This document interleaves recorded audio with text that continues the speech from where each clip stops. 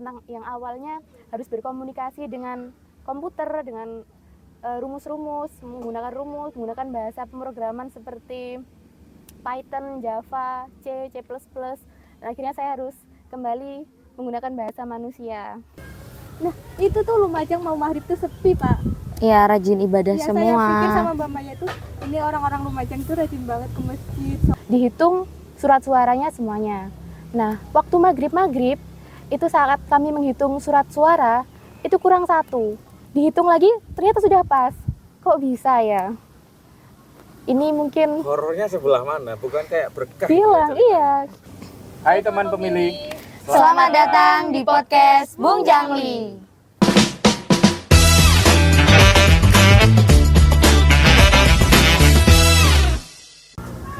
Ini adalah episode perdana podcast Bung Jangli. Kali ini kami mendatangkan keluarga baru, lebih tepatnya memperkenalkan keluarga baru KPU Lumajang yang baru datang di bulan Juli atau Juni ya? Juni. Di bulan Juni. Jadi ini adalah bintang tamu lintas kota, lintas provinsi. Siapa saja mereka? Mbak Tika, silakan. Nah, kali ini kita sudah kedatangan tamu-tamu sosok muda yang istimewa, yang siap mengabdi dan berkontribusi menjadi bagian dari penyelenggara pemilu. Siapa saja mereka? Ayo kita kenalan satu-satu. Mulai dari Mbak yang paling cantik dulu. Halo. Mungkin yang minoritas dulu, Mbak.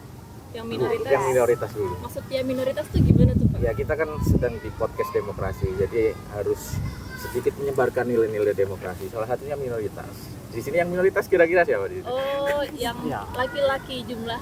Perempuannya kan 3 ya, laki-lakinya cuma Mas Resi aja ya. Berarti kita mulai dari perkenalannya Mas Resi. Silakan, Mas. Nama saya Resi Uji Maulana, asli Lumajang. Saya lulusan Universitas Jember, prodi Sistem Informasi. Nama saya Mamlatun Nihaya, biasa dipanggil Maya. Saya berasal dari Kota Malang, lulusan Universitas Islam Negeri Maulana Malik Ibrahim Malang, prodi Hukum Tata Negara. Nama lengkap saya Ifah Wahyu Rosifa, biasanya dipanggil Ifah. Saya lulusan Institut Teknologi 10 November, jurusan Teknik Informatika. Saya lahir besar di Lumajang. Ya, nama saya Zelfa Alia Najifah. Saya asal dari Jawa Tengah, tepatnya di Banjarnegara. Saya lulusan dari Universitas Harapan Bangsa Purwokerto, prodi S1 Hukum. Berarti ini yang pribumi, warlock, akamsi katanya. Ada 2 orang ini, ada Mas Resi, kemudian ada Mbak Iva. Dan ada fun fact-nya adalah Mbak Iva ini adalah putri dari komisioner KPU Lumajang di periode pertama di 2004 ya. 2004 sampai 2009. 2009. Jadi cukup panjang perjalanan KPU Lumajang dari 2004 sampai sekarang, sampai putri salah satu komisioner pertama sudah menjadi CPNS-nya KPU. Fun fact lainnya, nanti dulu ya. Ini kita menggali lebih dalam dulu tentang sosok keluarga baru kami yang tentu saja adalah anak-anak muda yang menjanjikan untuk masa depan kepemiluan dan demokrasi secara umum. Mungkin Mbak Zalfa. Saya dengar-dengar semua orang yang jadi CPNS ini merupakan alumni ad hoc ya? Iya Pak, kami berempat alumni ad hoc semua di pemilu dan pilkada. Kalau Mbak Zalfa sendiri terakhir kali terlibat sebagai ad hoc itu di tahap Terakhir di tahap pilkada di KPPS dan Pantarlih. pilkada yang barusan ini Iya, yang barusan, 2024 ya? 2024. Di KPPS. Iya. Mungkin bisa diceritakan lebih detail Mbak, lebih banyak lagi pengalaman waktu di KPPS itu, apa yang menarik, kemudian Mbak Zalfa sekarang berada di KPU, apa ya hal-hal yang mungkin tidak terduga, yang dulu tidak terbayangkan dari KPPS ke CPNS-nya KPU, mungkin bisa dibagi ceritanya untuk teman-teman yang sedang menonton podcast kita. Yang menarik di KPPS itu kita kerja ini ya Pak, ngejar waktu. Soalnya seringkali saksi itu saat perhitungan minta cepat. Padahal kita harus teliti juga di situ. Nah itu yang mungkin menurut saya menarik. Selain itu kalau di daerah saya untuk pilkada nggak ada sih, nggak ada masalah. Cuma waktu Pantarli Pak, waktu Pantarli saya punya cerita. Jadi saya kan waktu Pantarli itu masih statusnya masih bekerja di kontraktor. Nah itu saya harus bisa membagi waktu. Saya sampai sempat dipanggil sama PPK karena hasil ini saya itu paling rendah. Pendataan saya pasti paling rendah waktu itu. Ini itu apa? Ini hasil ini saya. Pendataannya, Ini. hasil pendataannya. Pendataannya. Iya, di saya turun tuh saya paling rendah satu Dari kecamatan. segi progres. Iya, progresnya paling rendah di kecamatan. Nah, di situ saya dipanggil sama PPK. Ditanya kenapa, ada kendala apa. Cuma ya itu kendalanya saya masih belum bisa bagi waktu kan karena awal itu Pantarli kan 1 bulan. 1 bulan. Saya udah plotting nih minggu ini ternyata di tempat saya itu cuma harus selesai dalam 2 minggu. Itu tuh sampai akhirnya ditemenin malam-malam keliling sama PPK. Karena ini ya, Progresnya menyeimbangkan untuk antara menyeimbangkan dengan yang kerja-kerja lain. ad hoc dan Iya. aktivitas di luar kepemiluan. Yang KPPS cuman Mbak Zalfa, mungkin yang lain ada yang ini juga ingin berbagi cerita tentang pengalamannya ketika menjadi KPPS terutama. Mungkin saya bisa berbagi cerita sedikit. Ini ada yang menarik, cerita agak horor ya. Jadi saya kan jadi KPPS waktu pilkada dan pemilu. Jadi waktu itu penghitungannya itu semua KPPS pasti sudah tahu penghitungan itu sangat lama, bisa sampai malam atau bisa sampai pagi juga. Jadi waktu itu sore-sore mulai penghitungan. Kan awalnya kita buka dulu itu kotak suaranya, terus diambil satu-satu, itu semuanya dihitung surat suaranya semuanya. Nah, waktu maghrib itu saat kami menghitung surat suara itu kurang 1. Dihitung ulang semuanya tetap kurang 1. Dicari-cari tidak ada. Kemudian kami ya sudahlah istirahat dulu, sholat maghrib dulu, istirahat sebentar. Lah setelah sholat maghrib dihitung lagi ternyata sudah pas. Kok bisa ya? Ini mungkin Horornya sebelah mana? Bukan kayak berkah. bilang iya, serius surat suaranya itu awalnya menghilang sebelum kita sholat maghrib itu dicari kemana-mana tidak ada, tapi setelah sholat maghrib muncul lagi, tidak tahu di mana bagaimana. Mungkin itu Tempatnya saja. mungkin bisa ajaib ini Mbak. Oh iya, kisah aja. Disuruh sholat dulu. Soalnya saya nggak, mungkin Mbak Tika bisa nangkep horornya nih sebelah mana Mbak? Iya, justru malah kayak oh alhamdulillah ya. Keberuntungan itu ya. Oh iya Pak. Saya kira mau cerita pengalaman menjadi anak komisioner gitu.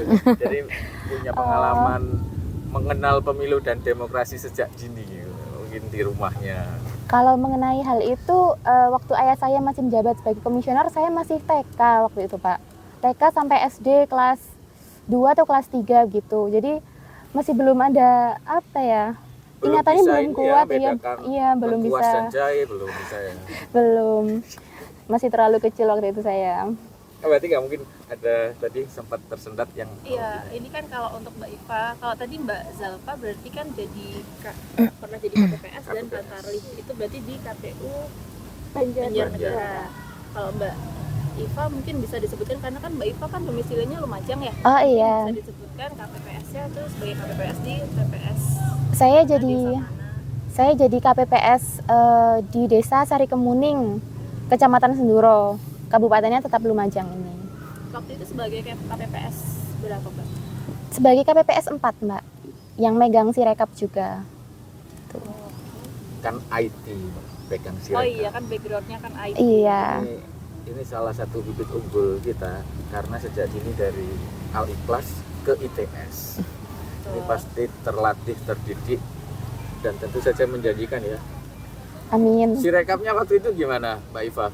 Lancar jaya atau juga sama dengan beberapa TPS secara umum ada kendala-kendala tertentu? Ya, kalau Sirekapnya itu kalau dipakai online tidak bisa dipakai, nge-lag pasti.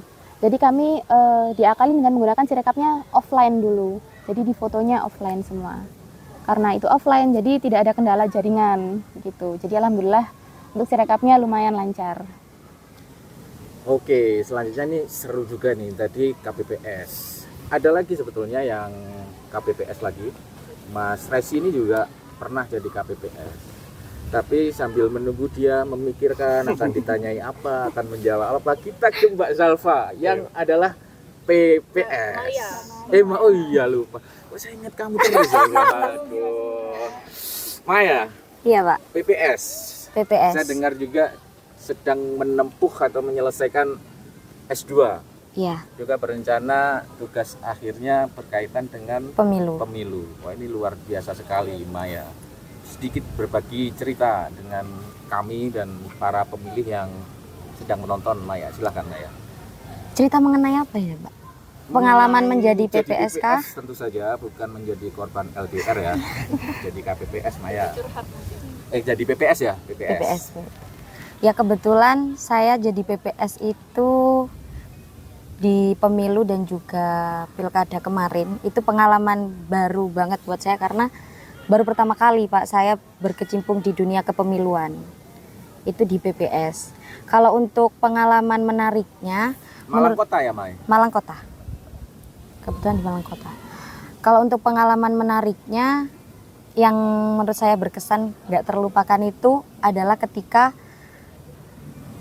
PPS itu menjaga logistik sampai harus melean istilahnya di kelurahan Begadang untuk ya? didistribusikan ke TPS Dalam begadang. pemungutan. Iya.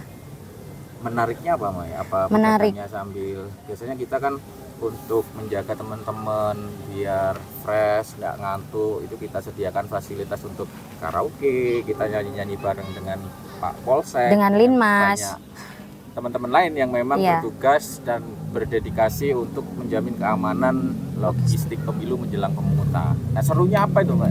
Serunya Kalau di Malang Kota. kalau di Malang, di kelurahan saya ya Pak terutama. Kalau di kelurahan saya itu kita menjaga logistik itu sambil ya itu tadi ada yang sambil karaoke, terus kita mungkin ada yang masak bareng gitu Pak, ada untuk agar gimana ya, agar kita tuh nggak ngantuk sama linmas penjaga, terus ada yang dari Polres. Main Uno nggak? Kebetulan waktu itu enggak Pak, karena udah terlalu bosan ya mungkin ya main Uno. Jadi kayak ini ya Pak ya, ada ketegangan tersendiri ya Iya. menjelang pemungutan tuh karena mungkin PPS juga bertanggung jawab untuk sejumlah TPS yang ada di satu kelurahan atau desa ya. Nah sekarang kita geser ke yang terakhir. Ini pribumi yang agak unik sih, pribumi Lumajang yang agak unik. Karena saya sendiri sebagai orang Lumajang juga tidak terlalu mengenal Lumajang dalam hal misalnya tempat-tempat nongkrong atau spot-spot populer ya, yang biasanya kalau kita bertanya ke orang tentang jalan, orang akan mengatakan di sebelah sana, dari tempat itu ke sana sedikit. Itu biasanya menjadi tapal-tapal populer di suatu kota. Nah saya kurang paham hal-hal semacam itu tentang Lumajang. Dan Mas Resi itu kayaknya juga demikian. Nah biar ini percakapan kita nggak macet nih, karena sama-sama punya sisi punya keterbatasan pengetahuan tentang kearifan lokal ya. Silakan Mbak Tika, saya pasrahkan kepada Kok bisa ini Mas Resi, padahal kan orang Lumajang ya, tapi kayak punya keterbatasan untuk mengenal wilayah-wilayah di Lumajang. Ya, emang saya kan jarang keluar, anak rumahan Anak lah. rumahan, Iya, introvert. ya, bisa bilang gitu. Introvert ya. Iya. Terus pengalaman kepemiluannya bisa diceritakan yang sebagai KPPS KPPS ya. di TPS mana, Pengalaman desa mana? KPPS saya di TPS 7 Kelurahan Citro Diwaksan sebagai KPPS 6. KPPS. Ada cerita unik ya. Soalnya kan di KPPS 6 itu tugasnya mengarahkan surat suara ke kotak suara. Waktu itu kan pilkada ya. Jadi ada kesalahan dari si pemilih itu, salah masukkan surat suaranya. Jadi untungnya Masukkan surat suara. ke kotak suara yang salah. Oh, gitu. Ya. Jadi untungnya ada yang kepala TPS. Ketua Iya. KPPS. Ya.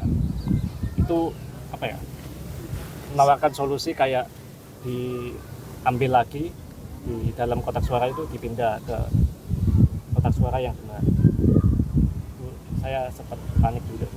Soalnya kan itu pengalaman pertama saya. Ya, untungnya masih bisa benar. Jadi maksudnya sebelum penghitungan itu dibuka Iya. kotak suaranya.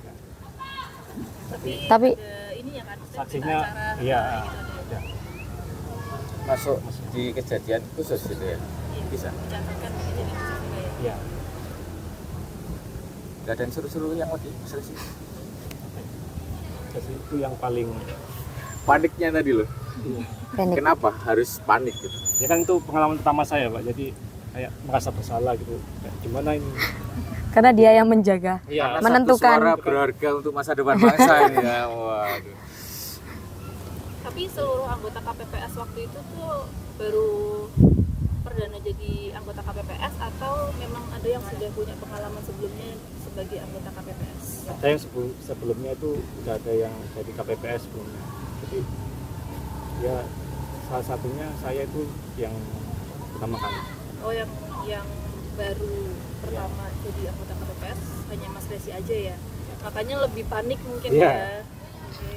Udah pengalaman pertama melakukan kesalahan. Wah, ini kombinasi yang memang bikin panik. Tapi alhamdulillahnya tetap Terselesaikan ya. Terselesaikan. Akhirnya menemukan solusi. Ini kan kita punya 2 personil CPNS yang kebetulan sebetulnya 3 ya, sama Mbak Tika sebetulnya. Yang dari luar Jawa Timur. oh iya. Oh, mungkin luar Lumajang juga. Maya Malang, terutama Zalfa yang agak jauh dalam arti mungkin punya jarak kultur dengan Lumajang atau Jawa Timur. Coba bagi cerita, ada semacam shock culture ketika tiba di Lumajang. Pasti di sini benar-benar kayak ada teman atau sudah punya mantan di Lumajang? Nggak ada. Enggak ada ya, belum ya. Lumajang Ada aja rencana saya nggak punya tahu. mantan di Lumajang? Belum.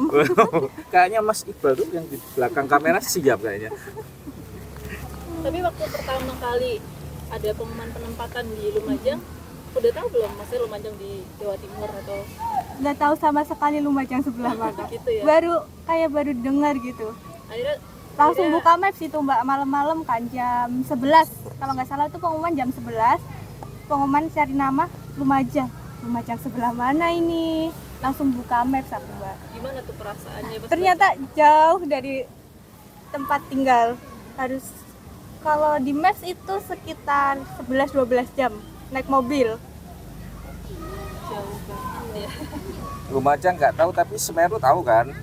Semeru tahu di Jawa Timur. Kalau Tupak Sewu Enggak. nggak tahu juga. Nggak tahu. Mungkin ada tempat-tempat yang sekarang kamu kayak terkejut. Oh ternyata ini tuh di Lumajang gitu. Ada nggak, Zal? Enggak sih Pak, soalnya tahu, tapi ternyata di Lumajang itu banyak wisata-wisata yang maksudnya kelas nasional ya, kayak Semeru, terus Tupak Sewu Oh gitu. kalau Tupak Sewu tuh udah kelas dunia Internasional. akhir. Dunia. Mungkin di sehari-hari, di makanan atau di kegiatan inilah keseharian kamu sebagai seorang yang tidak tumbuh di Lumajang, merantau. Dengar-dengar juga ini kayak perantauan pertama kamu kan? Iya, dari perantauan pertama. kejauhan dari rumah. Sedikit dibagi ke pemirsa kita. Mungkin kita sebagai orang Lumajang juga jadi tahu ya. Ternyata hal itu bagi orang lain tuh aneh atau unik gitu. Silakan Zalfa. Ya kalau dari segi makanan sih sampai sekarang sih Pak masih belum nemu makanan yang pas di lidah. Mungkin karena rasanya beda ya. Terus di Lumajang itu nggak tahu ya ini di Lumajang atau di Jawa Timur ya. Itu tuh Maksudnya rasanya yang pas, tidak pas tuh gimana? Rasa yang sulit dilupakan atau rasa apa gitu kan? dari segi rasanya itu kayak misal kayak warteg ya di Warteg. sini kalau di Jawa Tengah kan banyak warteg kan. Iya, Di sini banyak tuh apa warung bebas kayaknya ya namanya. Apa ya istilahnya ya? Iya, warung bebas, Warung kayak bebas prasmanan gitu. Warung prasmanan itu saya belum nemu yang cocok di lidah saya, masih mungkin menurut saya kayak kurang manis, kurang asin gitu. Oh, gitu. Terus rujak di sini tuh rujaknya pakai peti semua Pak. Kalau sana Enggak, pakai apa? Nggak pakai ya petis? cuma bumbu kacang itu. Rujak buah maksudnya? Entah rujak buah, entah rujak sayur itu cuma bumbu kacang. Kalau di sini kan pakai petis. Termasuk rujak yang ada kayak toginya, tahunya, lontongnya itu juga nggak ada petis di sana. Nggak ada petis.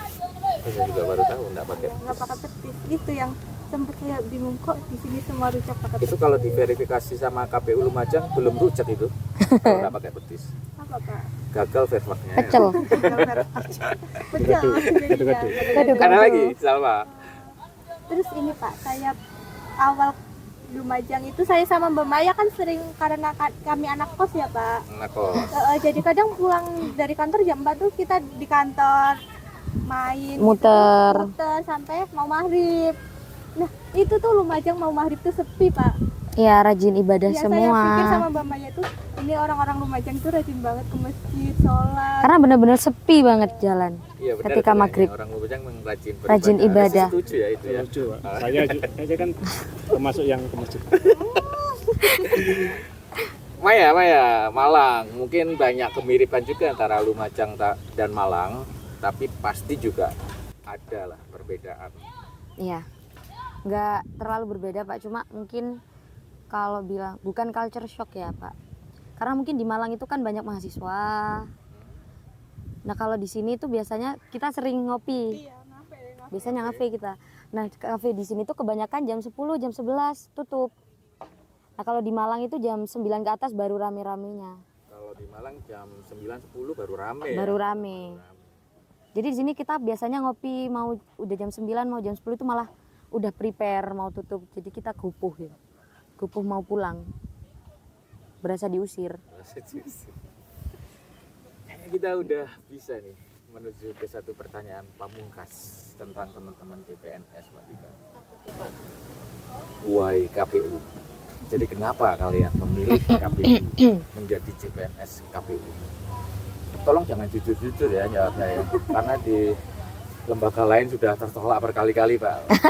Coba jawabannya yang memberikan harapan buat masyarakat biar tertarik ke KPU. Ya, jadi motivasi mungkin nanti tahun depan mungkin ada yang tertarik untuk daftar lagi ke KPU ya Pak. Ya sekaligus spill dikit-dikit asiknya menjadi anggota keluarga KPU.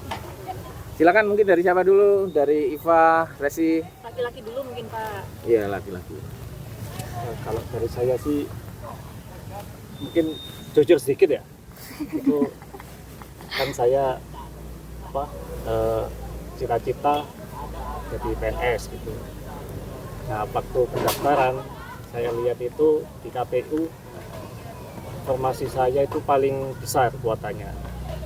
Jadi ya saya realistis gitulah istilahnya. Jadi Kalkulasinya peluang lah ya. ya peluang. Formasi apa? Formasinya itu PKSTI, Penata Kelola Sistem Informasi. Nah, itu formasinya 100 dibandingkan dengan instansi lain itu yaitu KPU yang paling besar. Jadi saya milih itu. Terus sekarang udah di KPU, menyesal, bersyukur, Bersyukur kan? atau di antara keduanya kadang-kadang menyesal, kadang-kadang bersyukur. Bersyukur sih. Soalnya di samping sesuai dengan domisili juga, tapi terus kayak orang-orangnya, suasana kerjanya itu enak ya. Orang-orangnya kenapa rajin beribadah? Ya nyantai gitu, nggak terlalu formal. Iya. Seru lah ya. Yang lain siapa ya? Iva. Kalau saya why KPU itu karena ya saya sudah punya pengalaman beberapa kali jadi KPPS, terus pernah sekali jadi Pantarlih. Jadi mengenai hal kepemiluan itu sudah lumayan paham lah. Jadi kan KPU ini KPU Kabupaten tuh sebagai induknya kalau dari ad hoc itu. Karena kalau selain itu ya sebenarnya jujur ya mirip Mas Resi, waktu dibuka pendaftarannya itu saya sama Mas Resi itu formasinya sama dan itu paling banyak. Jadi karena saya sudah berpengalaman jadi KPPS, terus wah ada KPU-nya membuka formasi sangat banyak, saya langsung ya udah KPU lah gitu. Mantap. Nggak ada bisikan halus dari Bapak komisioner yang kebetulan jadi Bapak sendiri juga. Oh iya, tentu saja. Kan dulu saya waktu kecil kalau ke kantor Bapak ya sudah tahulah lingkungannya enak, itu kantornya enak, nyaman, sama orang tua juga yaudah KPU aja gitu, ada tambahan-tambahan gitu. Jadi ya akhirnya KPU. bersyukur berarti ya. Iya, sangat bersyukur. Kapan nih syukurannya? Kalau sudah diangkat, insya Allah Pak. Sekarang kan masih CPNS, Berapa bulan lagi nih? masih banyak. Belum ada Ya, info. belum ada info. Belum ada info. ya. Ya, menurut senior kemarin sempat menginformasikan yang kebetulan juga ada di sini. Pak Narwi itu yang udah PNS katanya tinggal sabar menunggu pasti dilantik. Misalkan Amin. tidak melakukan hal-hal yang viral ya. Yang belum nih Zalfa sama Maya, silakan. Kenapa memilih KPU? Kalau ditanya why KPU, mungkin emang jawabannya itu berangkat dari pengalaman sebelumnya yang saya jadi ad hoc pemilu dan pilkada. Jadi di situ saya bisa merasakan langsung gimana jadi bagian dari proses yang besar kontestasi itu, Pak. Kemudian ketika jadi ad hoc juga, saya sedikit banyak bisa lihat kerjanya rekan-rekan KPU di domisili saya. Jadi kayak ada pandangan gitu. Ketika CPNS dibuka, jujur saya emang langsung tertuju ke KPU. Saya lihat formasi saya ada nggak di KPU. Ternyata ada. Jadi ternyata saya daftar di KPU. Berapa persen Dan- kemungkinan akan Kalau Diterima. berapa persennya kurang yakin waktu itu saya. yakin ya? Serius kurang yakin. Berarti doanya Cuma- banyak dong. Cuma karena yang bikin saya lebih mantap lagi karena kan di KPU yang tahun ini udah diplot per provinsi. Jadi saya udah tahu kayak kalau diterima ini penempatannya cuma di lingkup Jawa Timur aja. Jadi makanya saya makin mantap buat daftarnya di KPU. Saya Mbak Zalfa, why KPU? kalau ditanya WKPU sebenarnya mungkin emang takdir dan rezeki ya Pak di sini. Karena jujur waktu pembukaan CPNS itu saya bingung mau pilih instansi mana. Awal saya milih Pemda sebenarnya agar sesuai domisili kan Pak. Tapi ternyata setelah lihat peluang kayak tadi Mas Resi itu hitung peluang, ternyata sangat kecil peluang di Pemda. Saya bingung. Nah, ibu tuh nyuruh ya udah sholat aja, disuruh sholat. Nah, selama 3 kali saya bermimpi mas gedung KPU Banjar. Di situ- 3 kali mimpinya. Iya Mbak, 3 kali mas. Padahal sholatnya sekali. 3 kali. Oh, 3 kali. Sholatnya sekali lebih 3 kali. Iya, 3 gimana? kali. Nah di situ akhirnya udah mantap nih milih KPU. Tapi saya sempat kebingungan lagi Pak, mau provinsi mana? Terus akhirnya Jawa Timur, Nah. Lumajang, Saya sempat mau milih NTT. NTT. Iya Nusa Tenggara. Tapi dari sharing ke teman-teman kayak kamu belum pernah merantau, kamu cewek. Terus kalau orang tua udah tua, kalau ada apa-apa sama orang tua susah pulangnya. Nah akhirnya saya lihat lagi peluang di KPU. Ternyata di Jawa Timur paling banyak. Akhirnya saya milih KPU. Akhirnya mantapnya di Jawa Timur. Iya. Wah, menarik. Mimpinya tadi tuh menarik, bisa tergambar KPU Banjar gitu ya. Semacam istihoroh ya itu. Istihoroh. Padahal Zalfa ini KPPS kan? Iya. Kalau KPPS itu setahu saya juga relatif bisa dikatakan nggak pernah ya ke kantor KPU dalam konteks tahapan gitu kan. Kita di kantor kabupaten biasanya yang kita undang mentok itu di PPS. PPS karena keterbatasan sarana prasarana, anggaran dan seterusnya. Ini Zalfa pernah berarti ke kantor KPU Banjar? Pernah untuk waktu itu tuh pemilu ini tes ikut PPK. Oh, pernah daftar PPK ya? Jadi waktu itu kan tes wawancaranya di kantor KPU Banjar. Itu adegannya apa itu? Muncul di KPU, mana masuk KPU nggak ada orang Masuk aja atau gitu Bang. masuk ketemu mantan lagi gitu Enggak, kayak. Pak. Nggak ada mantan di KPU saya. Pak. Nah di situ apa? Suasana ketika Suasana mimpi di KPU kerja, Suasana kerja di KPU. termasuk wajah orang-orangnya, KPU-nya juga beneran orang-orang Iya, KPU orang-orang situ. KPU Banjar. Jangan-jangan ada wajahnya Mas Adit itu. Belum pernah Yang Mas muncul Adit di Pak mimpi. waktu itu. Tapi itu KPU Banjar ya? Iya, KPU Banjar. Tapi ternyata saya penempatan di Lumajang. Wah lumayan ini ya, tapi pembicaraan kita belum selesai, masih ada sesi yang lebih lanjut lagi. Tapi sebelum masuk ke sana, kita saksikan dulu yang mau lewat ini.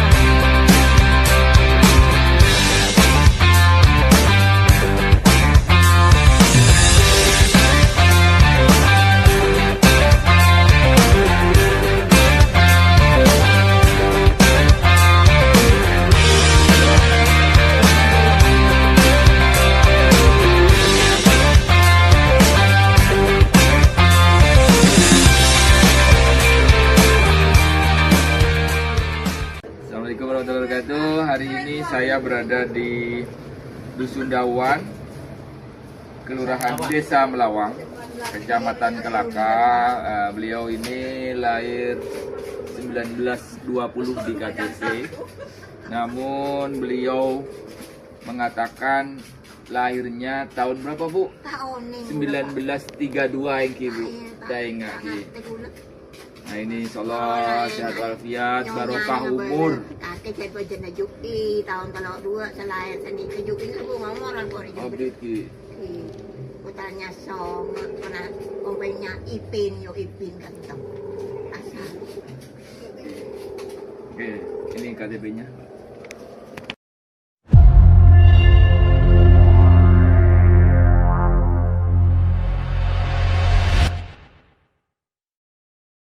Selamat datang kembali di podcast Bujang. Nah, kalau tadi itu kita udah ngobrol-ngobrol dan tanya seputar Perkenalan. motivasi mereka untuk daftar CPNS KPU dan juga ada perkenalan singkat. Nah, untuk segmen selanjutnya ini kita akan tanya-tanya tentang seputar bagaimana caranya teman-teman CPNS ini beradaptasi di lingkungan kantor KPU. Gitu ya Pak. Mungkin sebelum itu kita tadi sempat terlupa satu hal yang mungkin juga perlu diceritakan, struggle. Struggle-nya mereka perjalanan menuju CPNS. Mungkin bisa salah satu dari kalian mewakili dulu struggle-nya menjadi CPNS, sekaligus membagi optimisme buat teman-teman yang di luar yang mungkin punya ketertarikan untuk jadi PNS, terutama PNS-nya KPU tentu saja. Silakan. Ayo, Siapa ini? Saya dulu ya Pak. Struggle saya waktu daftar CPNS itu karena saya masih kerja Pak. Kerja Di di kontraktor. swasta ya? Iya berarti di ya? swasta. Nah kalau swasta kan kadang target nggak main-main ya Pak. Maksudnya dari jam kerjanya juga nggak kayak di pemerintahan, jam 8 sampai jam 4. Itu tuh saya kadang sampai jam 12 masih di kantor. By target gitu biasanya. By target tetap. Nah itu tuh struggle-nya untuk bagi waktu untuk belajar. Karena persiapan belajar itu menurut saya untuk tes CPNS tuh nggak bisa 1 bulan 2 bulan. Itu saya persiapan setengah tahun tuh saya harus bagi waktu. Kadang saya sampai saya kan ikut kayak les gitu ya Pak, online gitu, sampai zoom di depan bos saya. Beneran Pak, saya zoom di depan bos saya karena waktu itu waktu jam ini istirahat maghrib itu saya zoom, tapi bos saya nggak keluar ruangan saya, jadinya ya udah saya zoom aja di situ. Karena ini ya, karena sulitnya mengatur Mengatur ya. jam waktu Itu di masa persiapan berarti ya. Iya di masa persiapan. Tapi udah mantep ke CPNS waktu itu. Emang dari kayak pikiran saya tuh setelah kuliah kayaknya pekerjaan paling aman untuk cewek itu PNS. PNS ya. Yang lain? Mbak Iva. Kalau struggle-nya, saya ikut CPNS sebelum KPU itu pernah 1 kali itu gagal. Jadi selanjutnya saya belajar lebih giat. Ya belajarnya, saya pikir kalau bisa jangan ikut tryout atau ya hal-hal yang lain yang berbayar gitu. Jadi saya ingin yang full gratisan. Ya Allah, gratisan. Yang full gratis. Jadi itu sebenarnya banyak loh cara-cara belajar untuk tes CPNS yang gratis dari internet, khususnya YouTube. Kalau dicari itu pasti nemu sangat banyak trik-triknya, tips-tips soalnya, cara menjawabnya, itu banyak sekali.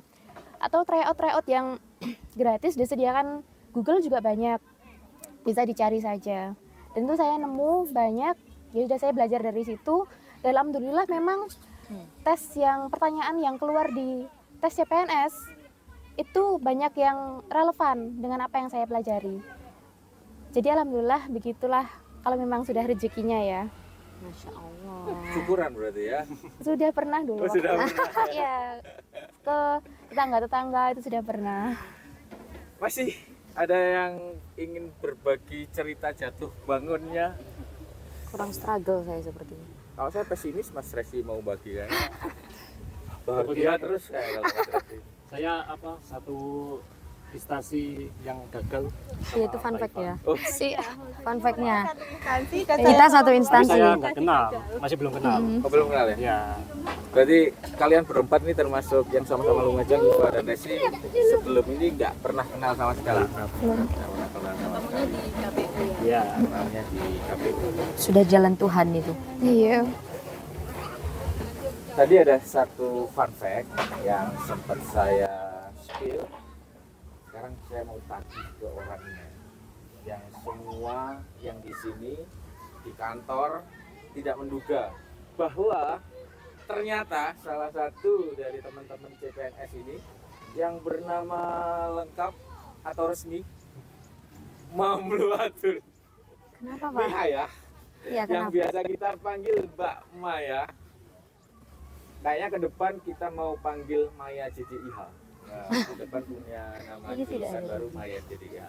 Jadi fun fact-nya adalah Mbak Maya ini dulu pernah berprofesi sebagai guru bahasa Arab.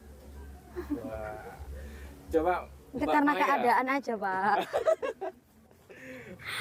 coba Mbak Maya, gimana caranya ngajak pemilih untuk cek DPT online tapi dengan bahasa Arab? Apa ya, Pak? Saya tiba-tiba ngeblank. Harus bismillah pertama ya, enggak? Enggak. Jangan lupa aja itu, Pak. Saya cuma tahu bahasa Arabnya jangan lupa. Apa tuh bahasa Arabnya, jangan lupa? Latansa. Latansa. Latansa. Latansa DPT online apa?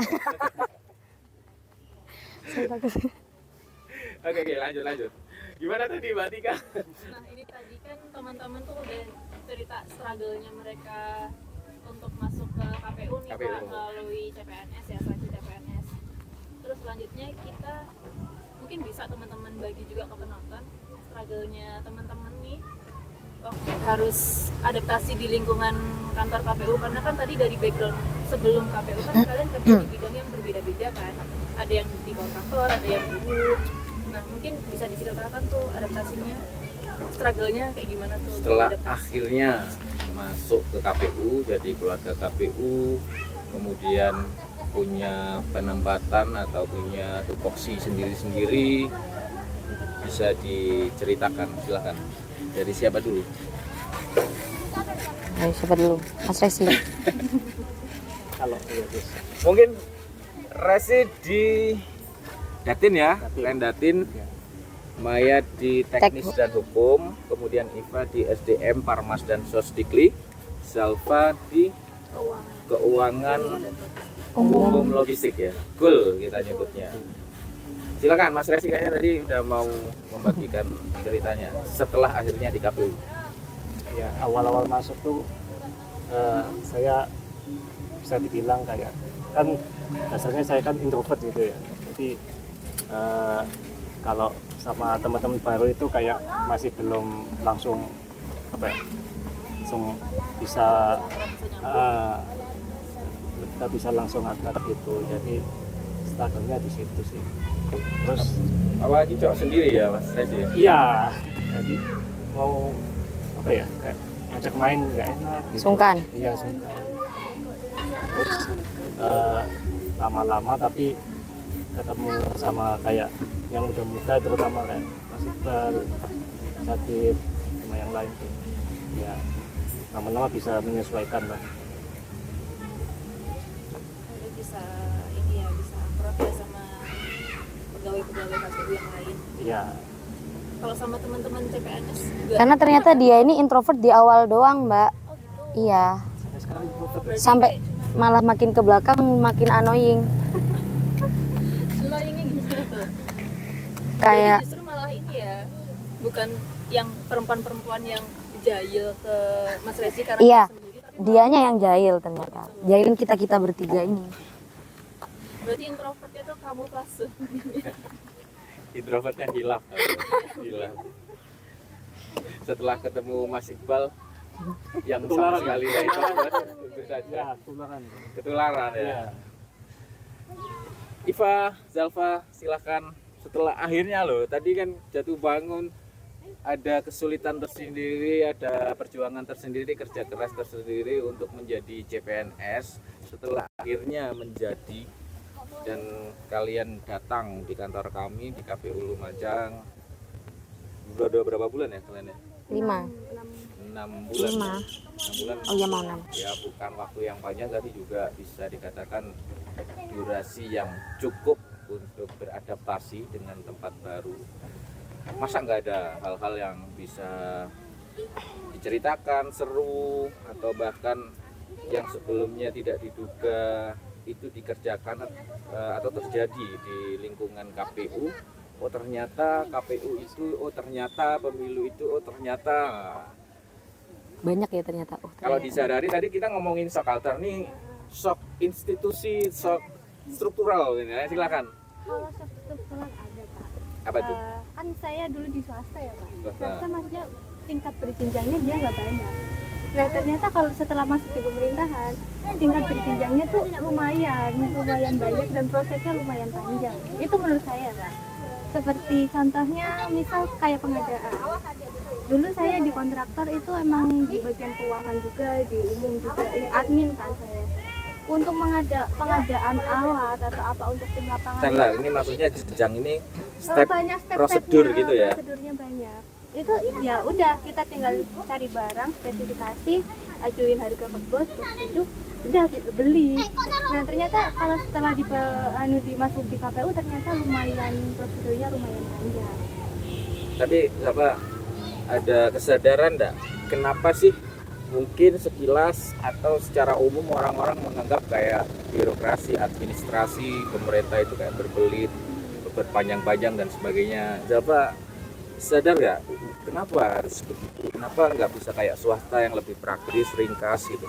Mungkin kalau di swasta dia kan pengawas itu cuma satu ya Pak, maksudnya dan dia ada anggaran sendiri.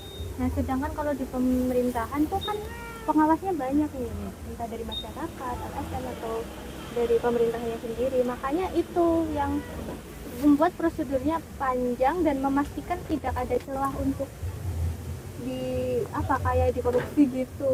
Ya betul, itu benar sekali.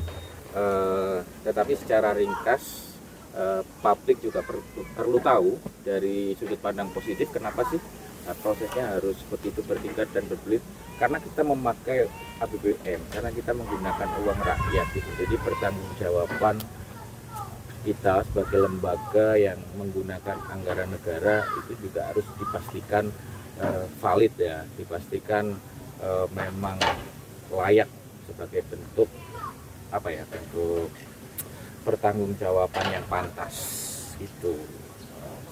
Karena kita pakai, kalau swasta kan mereka duit sendiri tuh, jadi ada kebebasan dari pemilik untuk mengelola. Gitu. Maya. Iya Pak. S2-nya kan belum Masih selesai, tapi tahun tugas ini akhir. kayaknya enggak ya, karena udah November, hampir akhir tahun. Iya.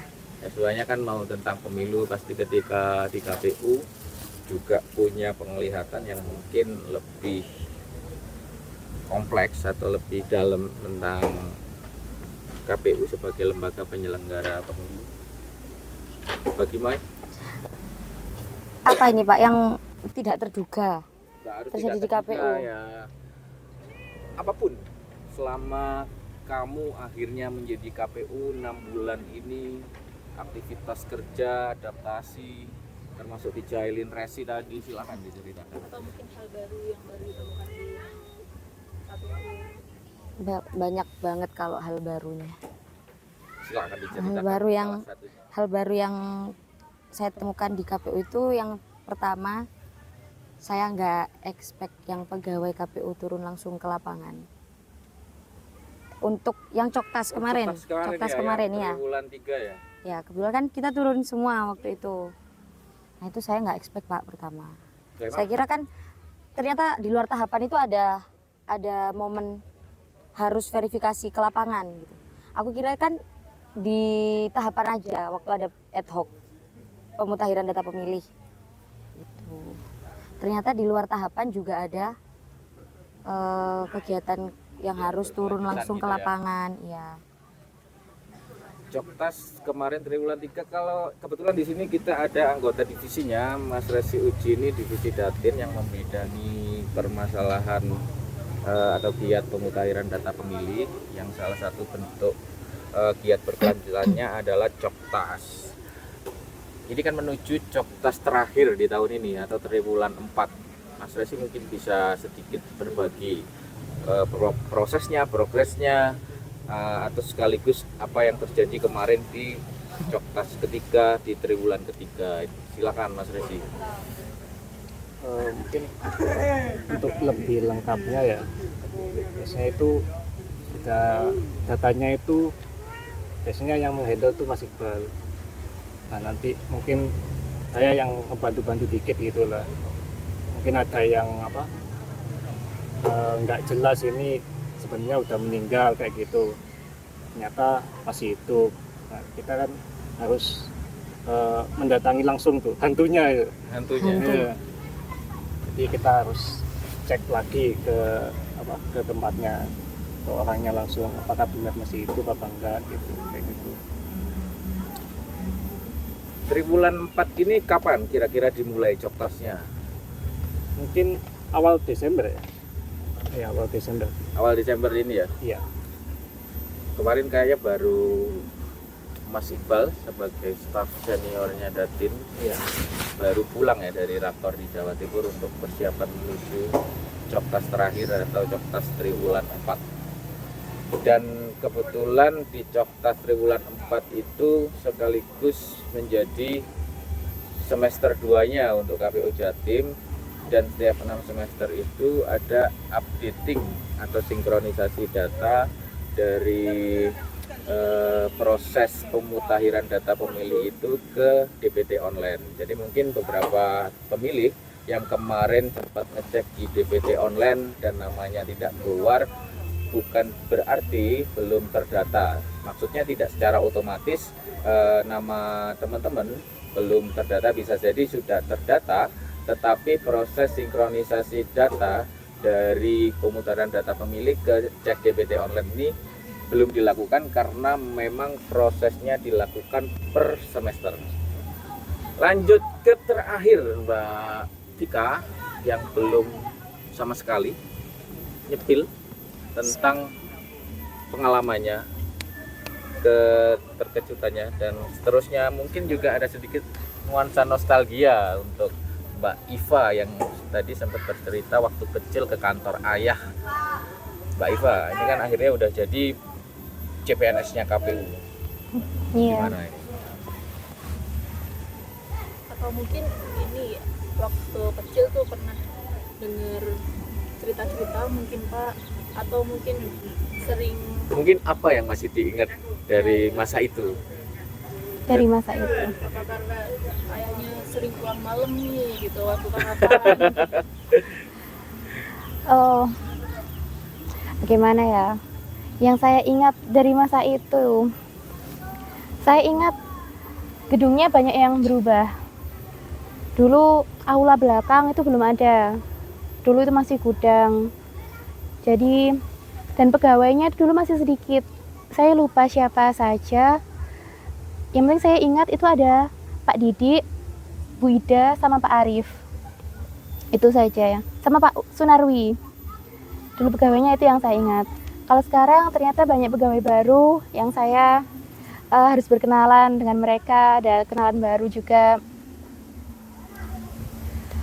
Kemudian Tadi sama Pak Narwi tadi, yang 4 nama itu bisa dibilang dedengkot kantor kita ya. Legenda Iya. hidup yang menyaksikan perjalanan KPU Lumajang sejak pertama kali muncul di 2004. Karena KPU ini baru eksis sebagai penyelenggara pemilu dengan nama Komisi Pemilihan Umum itu di pemilu pasca reformasi Mbak ya. Di pasca reformasi, pemilu pasca reformasi itu 99 Mbak Tika ya. Nah Mbak Tika ini yang punya memori referensial yang cukup lengkap di kantor kami. Seingat saya Mbak Tika, itu pemilu 99 ya, pemilu pertama pasca reformasi itu. Iya. Itu kayaknya belum KPU ya, nama belum ya. KPU sendiri kan baru berdiri itu tahun 2003. 2003 menuju pemilu 2004 kan ya, 5 tahun setelah 99. Iva, Iya. mungkin ini sisi yang secara tidak langsung tidak berhubungan dengan pemilu dan demokrasi ya, tapi di kantor kami itu ada satu suasana atau situasi unik yang kelihatannya Iva segera bergabung ke sana. Tahu nggak apa itu, Iva? Apa itu, Pak? Klub pecinta kucing. Jadi di kantor itu kalau kucing-kucing liar yang tak bertuan tuh pada terpelihara karena banyak penggemar kucing. Salah satu seniornya penggemar kucing juga ada di sini, Mbak Atika, juga senior penggemar kucing. Kemudian kader terbarunya Iva. Mungkin lebih ke apa ya, alat untuk melepas stres. Kalau laki-laki kan, kalau di kantor kita kan laki-lakinya lebih cenderung mainnya burung. Kalau perempuan lebih ke untuk melepas stres aja sih Pak, kerjaan. Healing gitu ya, tipis-tipis ya di sela-sela kerjaan kantor, isoma gitu. Betul. Betul. Apalagi nih Mbak Tika yang mau ditanyain ke teman-teman CPNS ini. Kayaknya belum banyak mereka ya pengalaman selama 6 bulan itu. Kita kan cukup banyak mengalami kerja. Kemarin juga sempat terlibat dalam beberapa kegiatan sosdiklis juga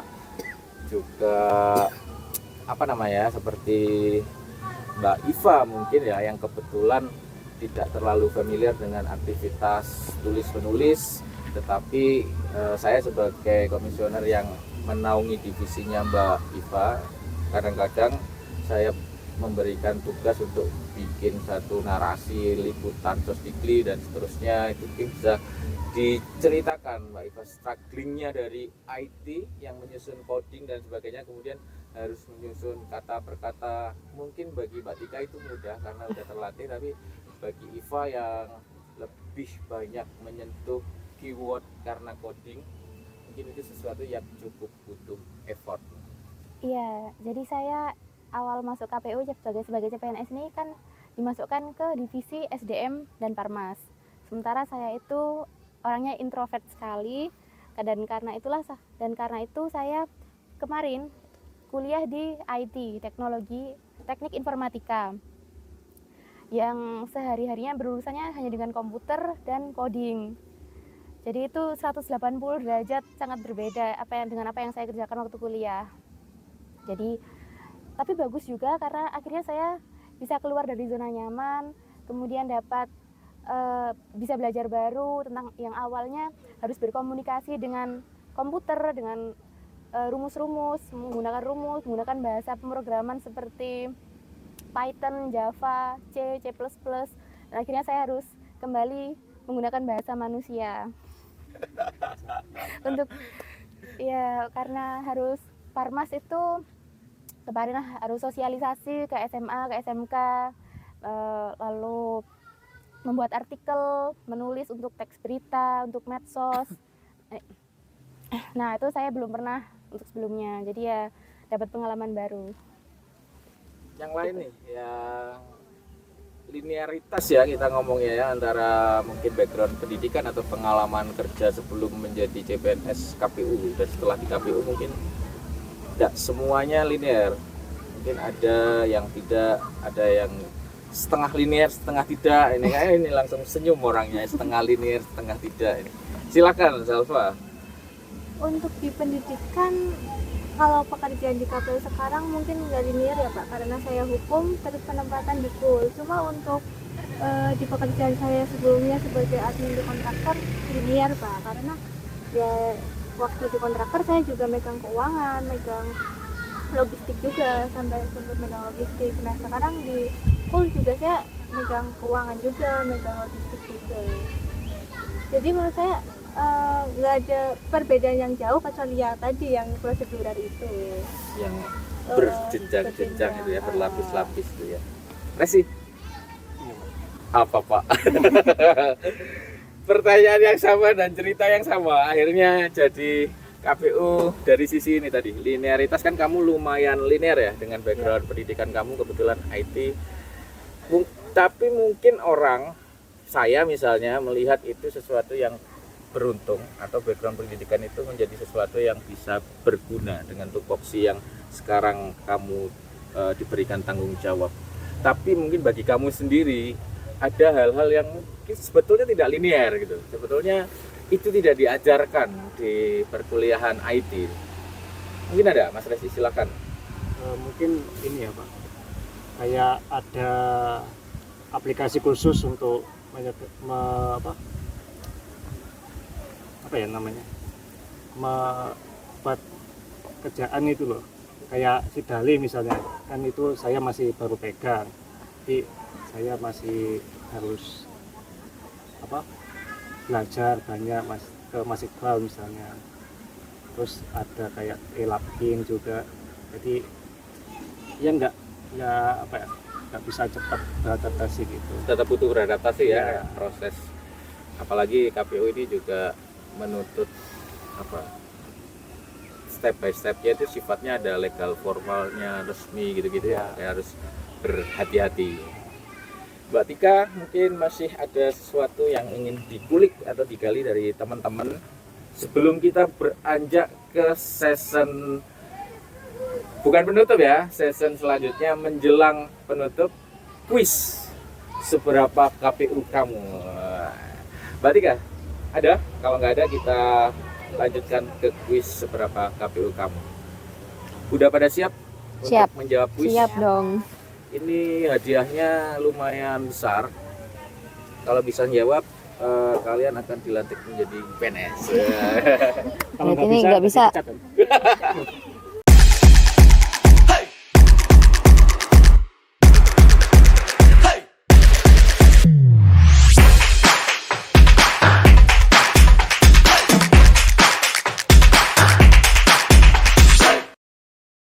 CPNS kan tadi kayak kelihatan banget tuh Pak semangatnya beradaptasi di lingkungan KPU kan.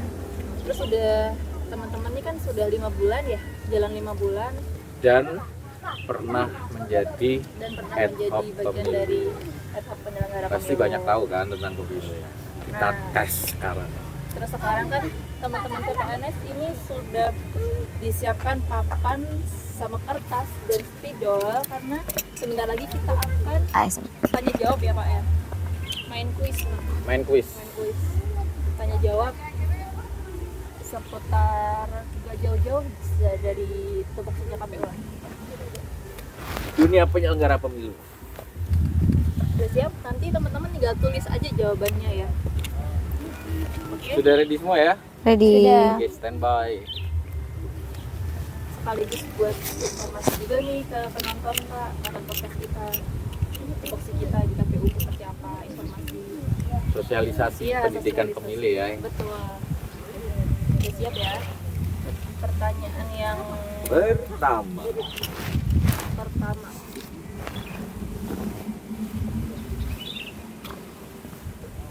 Kok nggak ada yang kelihatan deg-degan? Wah, kayaknya udah tahu jawabannya.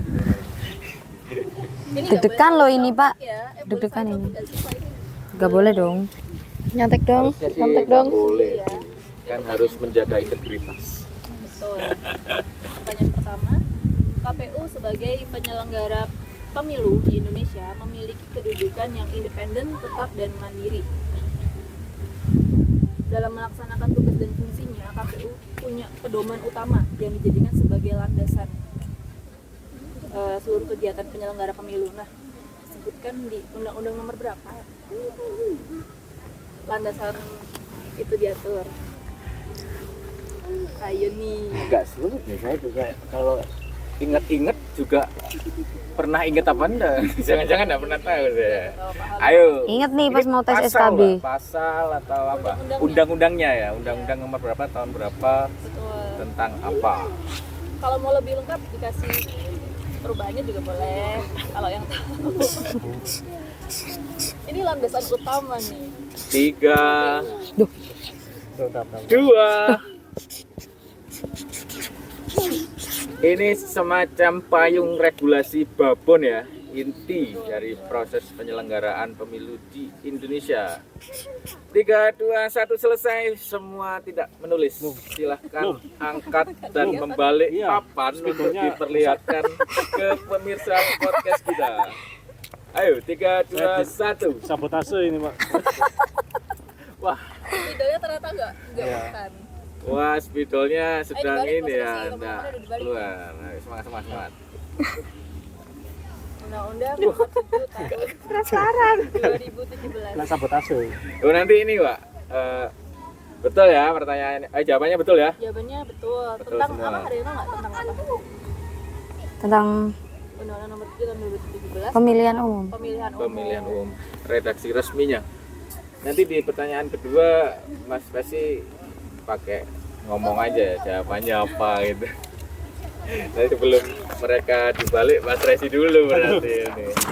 Kalau perubahannya dari undang-undang ini ada yang tahu nggak? Tahu. Berapa tuh? Undang-Undang nomor 7 tahun 2023. Iya. Wah, ini baru anak divisi hukum Mungkin ya. karena ada backgroundnya sebagai PPS mungkin ya Pak, jadi lebih. Kuliahnya juga hukum. Oh iya. Kuliahnya juga hukum. Makanya sudah pantas kalau disebut Maya JDIH ini. Oke, kita Pertanyaan- lanjut lagi ke pertanyaan selanjutnya. Selanjutnya, Pertanyaan selanjutnya dalam hal penyusunan daftar pemilih DP4 atau daftar potensial pemilu adalah data awal yang digunakan oleh KPU untuk menyusun daftar pemilih. Singkatnya, pemerintah menyerahkan DP4 kepada KPU melalui Kemendagri untuk selanjutnya disinkronkan dengan DPT pemilu terakhir. Nah, hasil sinkronisasi ini kemudian diturunkan ke KPU provinsi dan kabupaten kota untuk disusun sebagai daftar pemilih yang nantinya digunakan sebagai bahan pemutakhiran data pemilih. Dengan cara apa pemutakhiran data pemilu ini dilakukan? 3, Cepat, jawab cepat. Mas Resi berarti 2. ngomong nih nanti. 1. Jangan dibuka dulu, Mas Resi dulu. Ini kebetulan bidangnya Mas Resi ya, Iya kan, divisinya Mas Resi. Silahkan Mas Resi. Jawabannya Untuk kegiatannya mungkin dilakukan PDPB namanya, pemutakhiran data pemilih berkelanjutan. Nah, sebelumnya itu bisa dilakukan kayak coktas gitu. yang bertiga siap-siap dibalik untuk diperlihatkan ke pemirsa kita. 3, 2, 1. Coklit. Oke, coklit kepanjangannya? Pencocokan dan penelitian. Kurang lebih benar juga ya Mas Resi, variasi coklit itu coklit terbatas yang dilakukan di luar tahapan di giat pemutakhiran data pemilih berkelanjutan. Pertanyaan ketiga Mbak Tika, sebelum pertanyaan terakhir nanti dari saya ini, pertanyaan terakhir. Pertanyaan ketiga. Ketiga, Pertanyaan ketiga, oke, karena sebelumnya kan teman-teman ini sudah pernah jadi ad hoc ya, ada pengalaman ad hoc.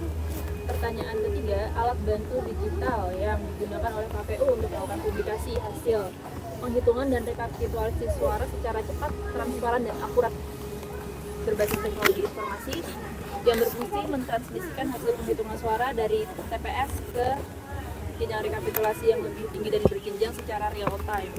Apakah gampang, harus cepat ya. kalau apakah nama aplikasi yang dimaksud? Kalau backgroundnya pernah jadi atas sih harusnya tahu sih. Harusnya tahu, jadi tidak usah 3, 2, 1 ya. Iya, walaupun belum terlibat di tahapan ya sebagai TPNS, tapi kan waktu ad hoc kan disinggung. Bahkan pernah mengoperasikan. Nah, Silahkan Mas Resi jawabannya. Jawabannya Sidale. Jawabannya Sirekap. Gimana? Bener apa enggak nih Sirekap? Woi, cukup gampang. kita beritahu semua. Ini pertanyaan terakhir dari saya. Silahkan. Wah, Mas Resi nggak bisa nulis ya? Berarti Mas Resi harus terima ya untuk ditanyai pertama kali karena ada gangguan teknis sedikit. Pertanyaannya gampang, seharusnya teman-teman bisa menjawab. Siapa atau tuliskan nama lengkap Ketua KPU Provinsi Jawa Timur dan Sekretaris KPU Provinsi Jawa Timur. Nah, Dapat tuh lengkap ya Pak ya? Lengkap, harus lengkap. Udah ada bayangan nggak sih? Lupa-lupa dikit. 7 6 5 Ini nggak tahu bener apa. 2 1. Wah, ini kayak mau wajah-wajah pas gitu Mas Resi ini. Ketua KPU Provinsi Jawa Timur. Nggak lengkap nggak apa-apa wis. Kalau nggak salah itu untuk ketua Bapak Aang Kunaifi, Untuk sekretaris sekretaris Ibu Nani Karsin. coba cek dibalik 3. Wah, Maya. Tepuk tangan untuk Maya dan Resi. Untuk Iva dan Salva. Setengah lah Pak. Ketuanya nggak sebut nih, tapi oke lah ya. Yang penting sekretarisnya bisa nyebut. Betul, Bu Nani Kartini yang sekarang sedang di masa apa ya, akhir dari masa pengabdian beliau sebagai sekretaris KPU Provinsi Jawa Timur. Bentar lagi menuju masa pensiun. Semoga menikmati masa pensiun yang bahagia. Sebelum kita akhiri podcast kita untuk episode kali ini, ada satu pertanyaan yang mungkin ini agak serius sedikit. Jadi KPU itu kan lembaga penyelenggara pemilu. Kita punya tanggung jawab yang sebetulnya besar. Juga bisa dibilang kita menjadi salah satu institusi yang turut menentukan masa depan bangsa. Jadi itu bukan hanya sekedar lirik lagu Mas Pemilu, bukan sekedar slogan. Secara faktual, substansi, kita memang benar-benar punya peran untuk turut menentukan masa depan bangsa dalam konteks penyelenggaraan pemilu. Nah, teman-teman berempat ini CPNS KPU menjadi bagian dari keluarga KPU, menjadi penyelenggara, walaupun di masa sekarang teman-teman belum berkegiatan di masa tahapan, tetapi sebagai bagian dari penyelenggara pemilu tentu ada tanggung jawab atau komitmen sebagai bentuk sikap yang konsekuensif dengan apa yang telah kalian pilih, kalian sendiri yang memilih KPU, kalian sendiri yang menjadi CPNS KPU. Nah, mungkin salah satu atau salah dua dari kalian bisa menceritakan, menyampaikan pandangan tentang demokrasi dan kepemiluan dalam hal tanggung jawab kalian sebagai seseorang yang turut andil di dalam proses penyelenggaraan. Siapa ini? Coba bicara. Mungkin Maya ya, mungkin Maya karena tadi sudah kita informasikan bahwa Maya ini selain adalah alumni PPS juga sedang menyiapkan tugas akhir S2-nya tentang kepemiluan. Di antara yang lain, bukan berarti yang lain tidak lebih mengerti tentang pemilu, tapi sepertinya Maya punya fokus yang lebih dulu tentang kepemiluan. Silakan Maya. Iya Pak. Kalau dari saya sikap konsekuen atau hal-hal apa yang saya lakukan sebagai bagian dari KPU, sikap untuk bertanggung jawab. Yang pertama, kalau saya dari mindset. Jadi saya mulai menanamkan mindset bahwa saya kerja ini bukan untuk diri sendiri, tetapi juga untuk sesuatu yang lebih besar, yaitu kepercayaan masyarakat terhadap KPU sebagai penyelenggara demokrasi. Jadi saya mulai kontrol dari hal-hal kecil yang bisa saya kontrol, mulai mungkin dari disiplin kerja, kemudian banyak belajar mengenai hukum kepemiluan, kemudian memastikan tugas yang saya lakukan ini sudah benar, memiliki akurasi dan integritas. Itu sih Pak, upaya-upaya saya. Cukup. Dari yang lain, Iva, Zalfa, Resi, silakan. Mungkin kalau untuk bertanggung jawab terhadap pekerjaan ya Pak, lebih mengatur diri, terus itu. Nah, Zalfa, maksudnya begini, pekerjaan, tanggung jawab terhadap pekerjaan tentu berbeda ketika kita bekerja di institusi swasta dengan di lembaga pemerintah, terlebih ini konteksnya kepemiluan. Jadi tanggung jawab pekerjaan yang dimaksud itu tidak hanya tentang profesionalisme, tetapi lebih dari itu juga ada semacam tanggung jawab moral terhadap keberlangsungan demokrasi di Indonesia. Konteksnya lebih ke situ, Salva.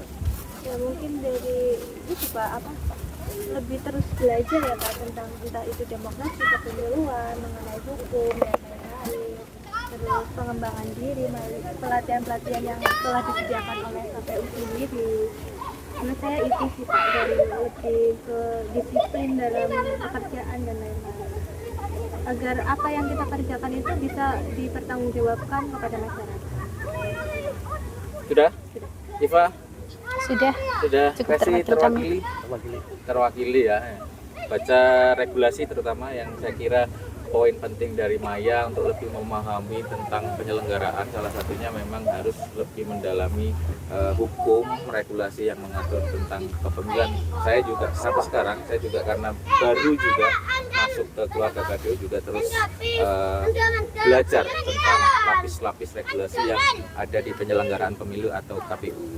Mbak Tika, ada yang ingin disampaikan kepada teman-teman atau kepada pemilih sebelum kita akhiri podcast kita episode kali ini? Cukup ya. Teman pemilih, terima kasih sudah menyaksikan podcast kami. Sampai jumpa di episode podcast selanjutnya. Salamnya apa nih? Salam melayani. KPU. Melayani. Salam melayani. Dadah.